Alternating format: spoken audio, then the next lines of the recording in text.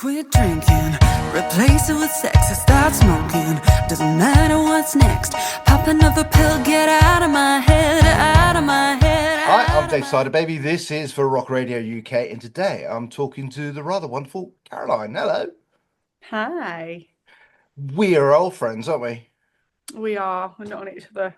It feels like quite a long time now. Decades. Yeah. Well, no, I mean, we first met when you were Bastette. Yes. We met at Call the Wild, didn't we? We did, yeah. We had a rather interesting interview. I think that was the first meeting. Yeah. Yeah. So lots changed since then. I have noticed. You've got a single coming out in about a week or so's time, and you've gone away from the Bastette name. Yes. So it was I sort of ummed and ahed for a few months, and I was going backwards and forwards. Should I do it under my own name? Should I keep Bastette? And it almost felt like quite a split decision. Within about a week, I'd just gone, right, no, if I'm going to do this, I'm taking away the character. I'm going to do it under my own name, because I don't really feel like I need Bastette in the same way. When I decided to go under the name Bastette, I was 22, Right. and I suppose I used the name as having a bit more, not necessarily confidence, but I was able to show, to stand on stage and show sort of an over-exaggerated version of myself. And, you know, if I needed it because I was nervous, I would, before I went on stage, I was like, right, you're Bastette now. And I'd sort of step into it. But the reality of the situation is that it was always me anyway.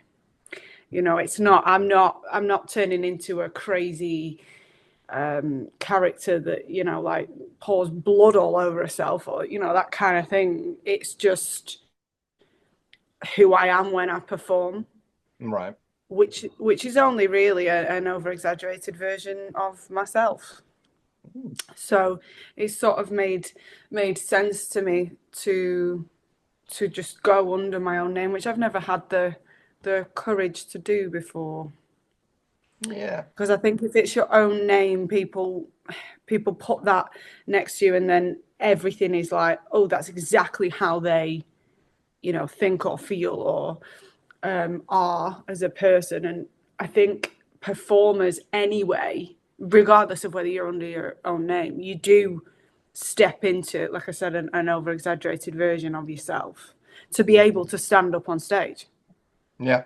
But the music that is coming out is about real life and real situations. There is no fantasy involved or, you know, completely made up song ideas. It's stuff that has happened, and sort of going through the journey of life, and the songs are about this journey, and about situations that I have found myself in. Well, you've been away from the scene for a couple of years. I think we last met in person in Swansea, which was must have been 2 years. Just 2 years ago, I think, in 2 weeks. Yeah. Because it was just before my birthday. Right. And drove all the way down to Wales, and we didn't break down that time though. Well, mechanically or broke physically? Down. Oh no, like mechanically, we had a couple of occasions where we nearly didn't make the gig because one of the cars broke down, or we had a flat tire, and it was like, shit, are we going to make it there in time? But no, that was an okay one. Yeah. So why the step away from the scene? So I sort of towards the we'll call it towards the end of Bastette, I was not really enjoying it. So Okay.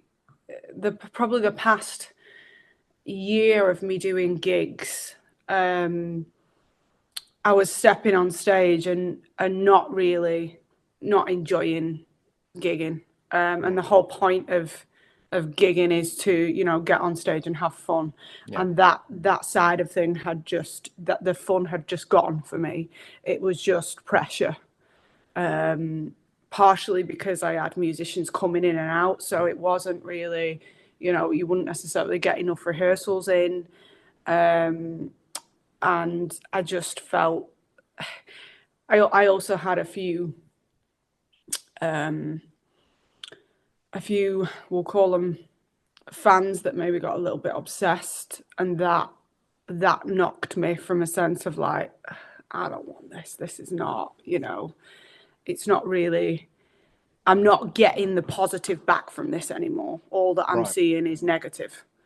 And I also, during that sort of process, because this kind of was probably happening for a year, and then I had a year of basically going, I have fallen out of love with music. I didn't want to sing. I wasn't playing instruments. I wasn't enjoying music. It was just, it almost like music made me sad. Right. So I had to step away from it, because it was like, this isn't, I'm not enjoying any of this anymore. But really the reality of the situation was that music had just become this big pressure. And I'm not saying that it was the scene.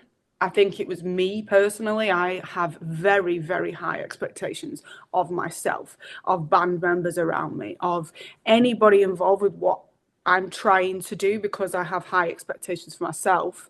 That then goes on to those other people.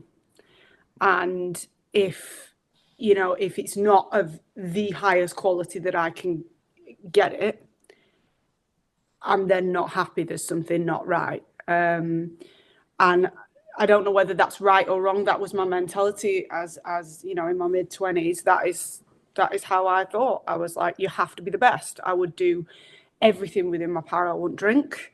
I would eat really clean. You know, I'd do everything that I could to make myself as good as I could possibly be.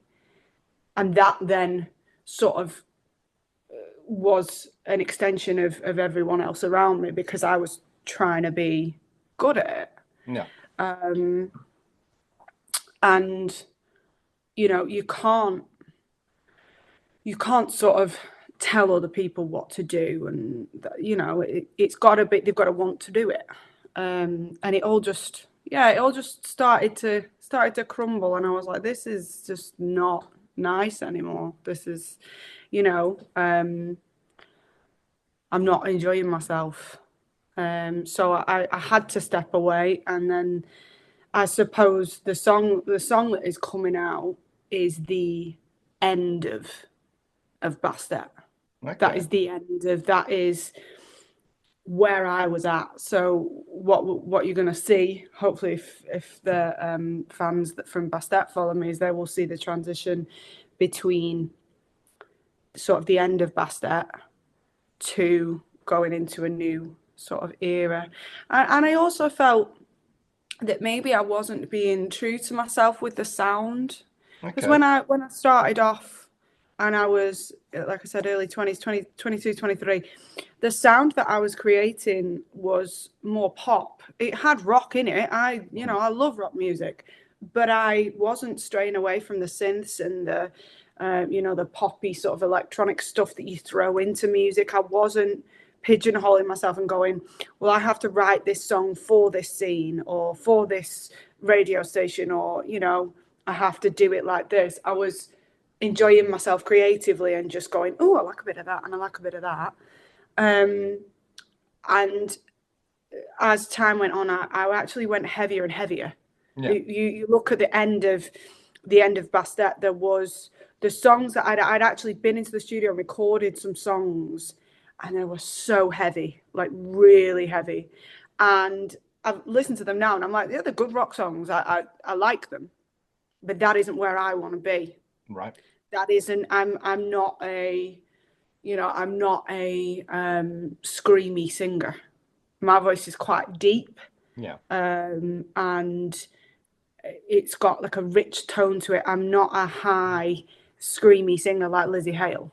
Mm. And that was another thing. The songs that are coming through now, I'm sure. Well, maybe not the first one, but I'm going to showcase my voice in a totally different way. Okay.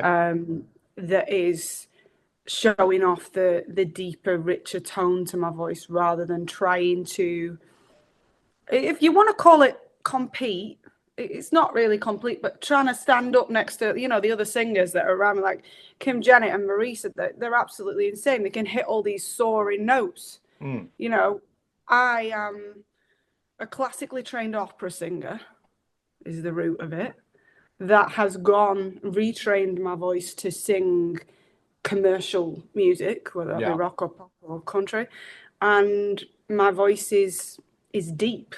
You can hear it when you listen to somebody talk. You can hear how their voice really naturally should sound. Yeah. And I was also being, you know, encouraged by people within the industry to sing higher, and you need to show your voice off, and you need to, you know, show it off like that.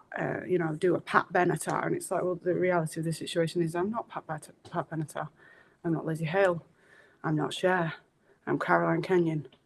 So do I not need to do what I can do?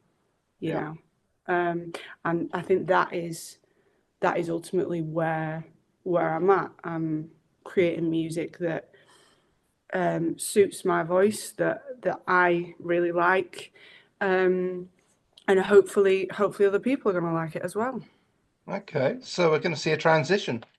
A transition from Bastette to the real Caroline. Yeah. And I assume the music is going to follow that transition. Yeah. So it'll be a little bit gradual, and there is a mix of sounds going to come out, because when I went into the studio, I said to myself, I was actually really nervous going back into the studio. I hadn't recorded anything for like 2 years, and I did feel nervous, and I went back in, and I was like, I just need to create what I like. And I was experimenting with sounds, and there's some songs that I actually recorded that aren't going to come out because they don't fit. But even then, there is a variety of styles going to come through. And there is a transition from the sort of, well, monster in the mirror. By the time we get to the third track, there is a transition musically. Okay. Okay. So 3 tracks, and we're going to be given in the next few months, I take from that. Yeah.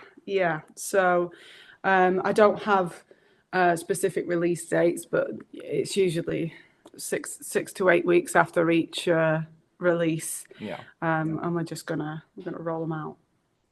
That's the plan anyway. Don't hold me to it yet, because they're not all up online, but the plan is to roll the songs out, you know, get the music out there.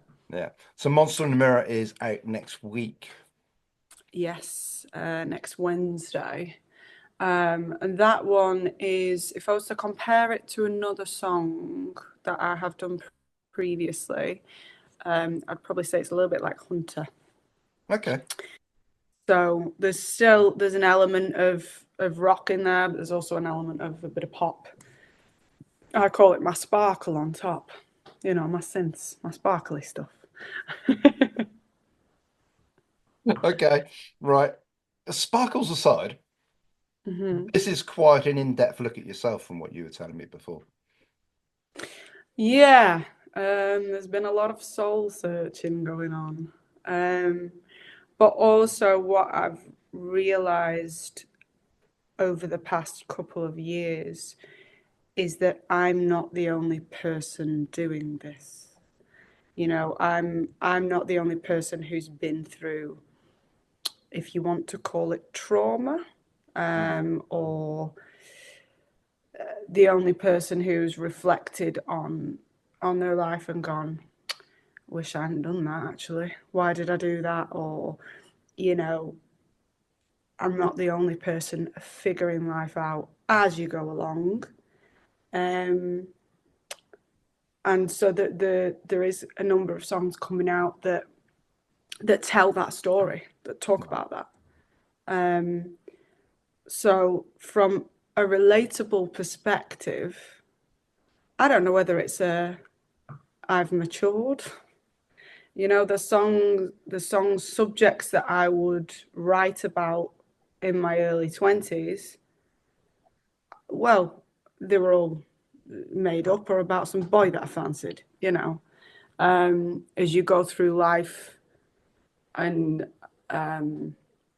travel the journey, you reflect on things that you've done right, you've done wrong, and you don't have all the answers all the time. You don't have all the answers, and sometimes you make mistakes, and sometimes things don't go right no matter how hard you try, but you've got to get up and try again. Okay, I can imagine there's going to be a lot of people who are going to be listening to the single and instantly going, I can relate to that. Well, hopefully, it is a bit, well, I wouldn't say it's extreme, but even the phrase monster in the mirror, it's not something that isn't relatable if you've been through a period in your life where you have, you know, maybe hit self-destruct, or dealt with mental health issues, and you stare at yourself in the mirror and you go, I don't recognize myself at all. So I don't know how many people are going to be able to relate to that, but that is something that has, obviously it's personal to me, and hopefully other people are going to listen to it and go, I've been there. All right, well, I'll give that another listen, actually, because what else can I get out of it? Because music is for the fans, isn't it? So hopefully, you know, they can relate to these songs. And also it's knowing that you're not alone. You're not alone. You know, you might feel like it at the time, but you will get through it. And sometimes you have to make changes in your life to do that.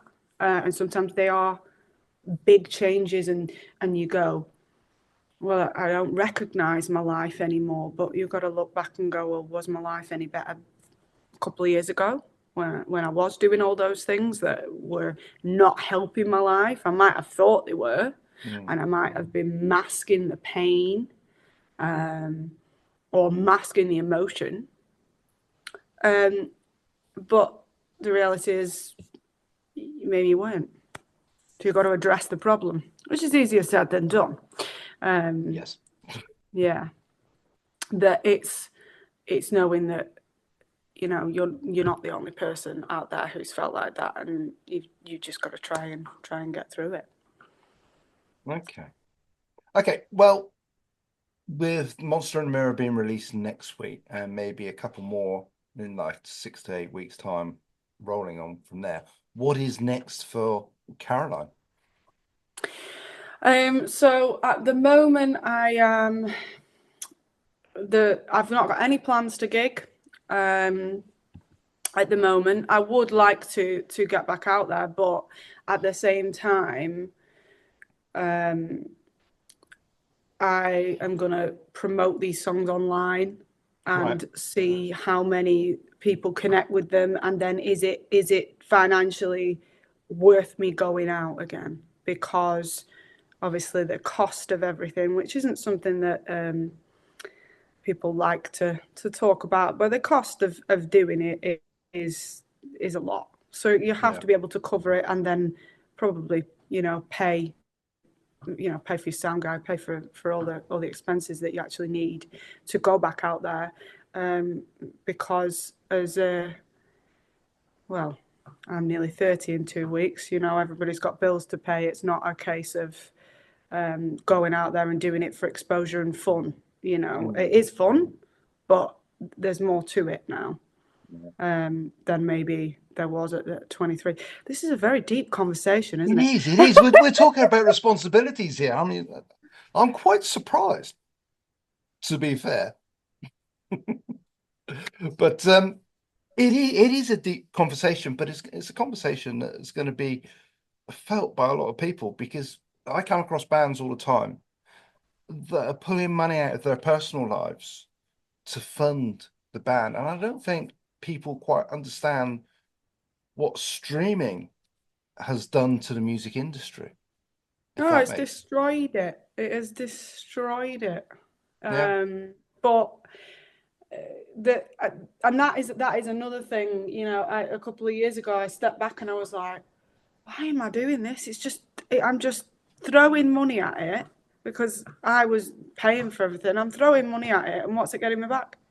You know, I'm not recouping any of the losses. And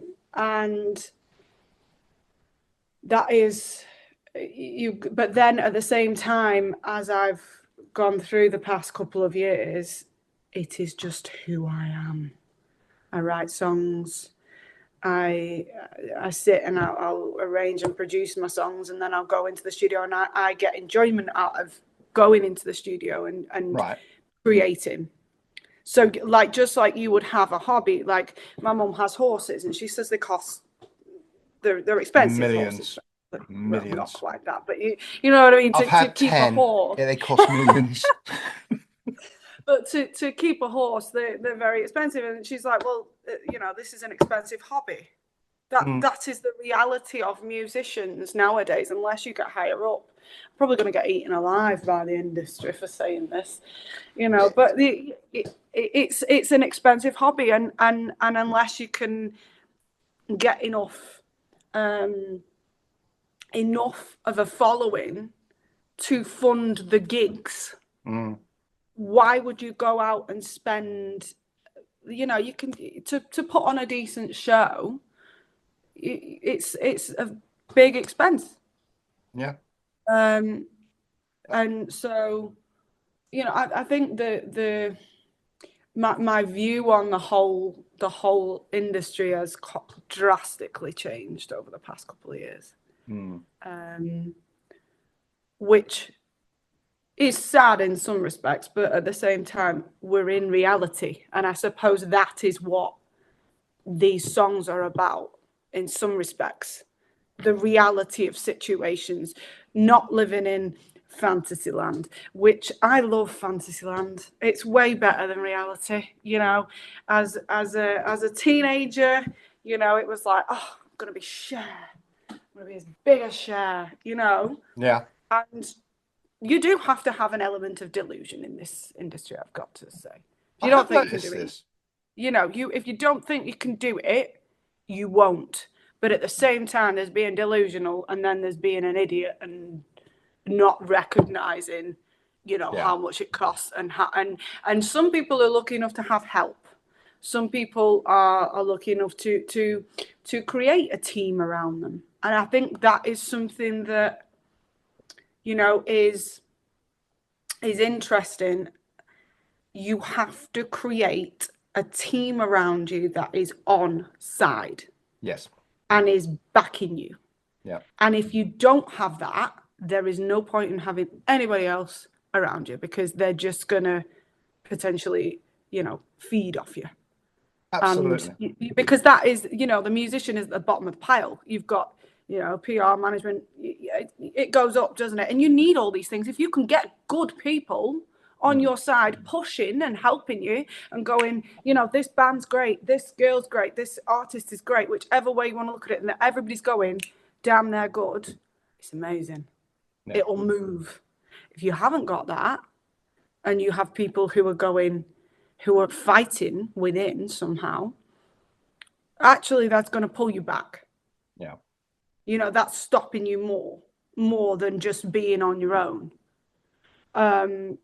So, like, I have brought in my best friend, who she does like social media and videos and that kind of thing. Right. And she's a muso. She just loves music. And we have been friends since we were 15. Okay. Well, 14, 15.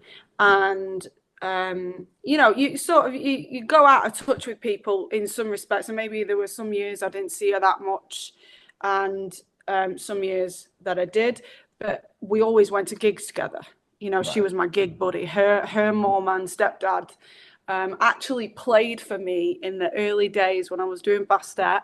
Her mum and stepdad like played for me. They play guitar and bass, and so she has come on board, and we're thinking, right, what do we need to post? How are we going to move this? What do we need to do? So it's not just me trying to do, you know, everything all at once. Because again, that's something that people don't necessarily see now. Maybe they do a little bit more, but a musician is not a musician anymore. A musician is a PR and marketing, social media manager, booker, a gig booker, you know, booking agent. You have to do it all yourself. Well, that isn't feasible for a one person. It's not. It's just not. You will drown trying to do that. If you can, you know, grab one or two good people to help you along the way who are on side. And, you know, Shannon is very much on side. She's with me. She's like, let's do this, babe. You know, that's amazing. That's what you need. That's the type of people you need to surround yourself with. I almost feel like this should go out to young musicians.